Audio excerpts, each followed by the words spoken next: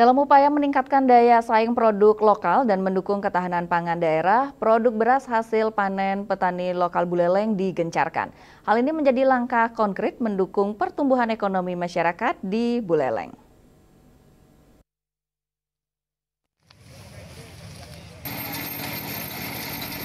Buleleng dengan luas lahan pertanian komoditas padi mulai berbenah.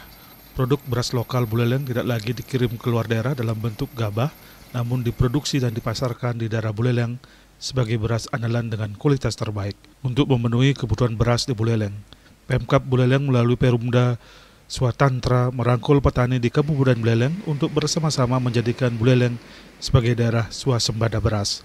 Direktur Pengembangan Usaha Perumda Swatantra saat ditemui menyatakan beras lokal didatangkan dari Desa Banyuning, Penarukan, dan Sudaji.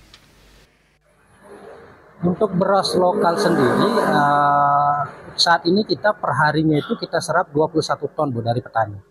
Jadi kita ada buffer stok itu paling tidak 21 ton, sesuai dengan mapping kami 21 ton per hari itu untuk pasokan masih bisa tercover untuk Buleleng. Itu didatangkan dari daerah mana aja? Ini masih lokal Buleleng. Maksudnya dari...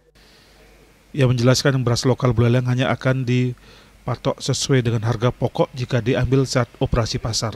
Namun dibandingkan dengan beras SPHP, harga beras lokal yang beredar hanya sedikit lebih tinggi karena margin yang diperoleh hanya 3%.